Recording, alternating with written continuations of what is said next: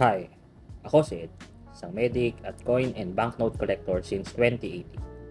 Ngayon, ibabahagi ko sa inyo ang isang espesyal na piraso ng aking koleksyon, ang 10 piso People Power Revolution commemorative coin. Ang People Power Revolution na naganap noong February 22 hanggang 25, 1986 ay isang makasaysayang yugto na tumapos sa dalawang dekadang diktadorya ng dating Pangulong Ferdinand Marcos.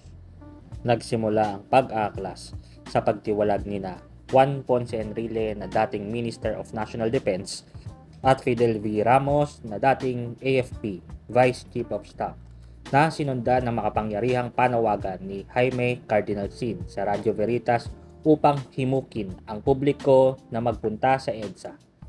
Milyong-milyong Pilipino ang nagkapit-bisig upang harapin ang mga tangke at armas gamit lamang ang dasal, rosaryo at mga bulaklak sa halip na paggamit ng dahas.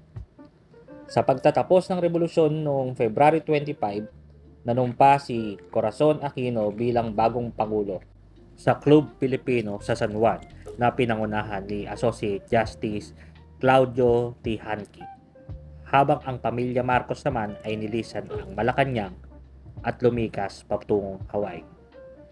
Ang tagumpay na ito ay kinilala sa buong mundo bilang simbolo ng pagkakaisa at muling pagsilang ng demokrasya sa Pilipinas.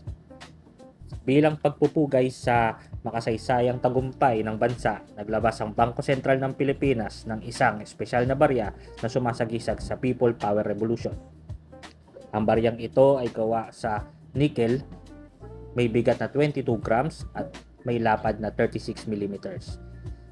Sa harap nito, tila muling binubuhay ang alaala ng EDSA sa pamamagitan ng imaheng nagkakaisang mamamayan na may dalang watawat sa kaliwa habang nakaharap sa isang tangke sa kanan.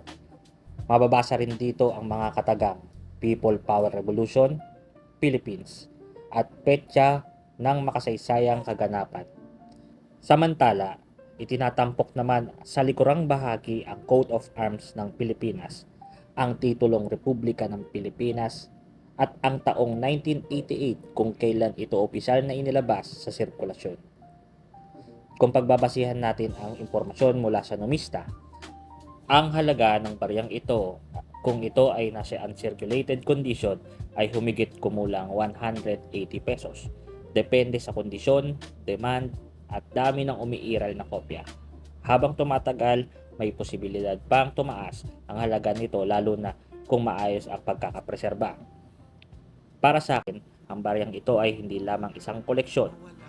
Isa itong paalala sa mahalagang papel na ginampanan ng mga mamamayan upang makamit ang ating demokrasya. Bilang mga Pilipino, tayo ay tumindig, lumaban, at manindigang hindi pasisiin sa anumang hamon. At diyan nagtatapos ang aking coin feature for today. Kung nagustuhan nyo ang video, huwag kalimutang i-like, mag-comment at mag-subscribe para sa marami pang coin and banknote stories. Maraming salamat at magkikita-kita tayo sa susunod na video.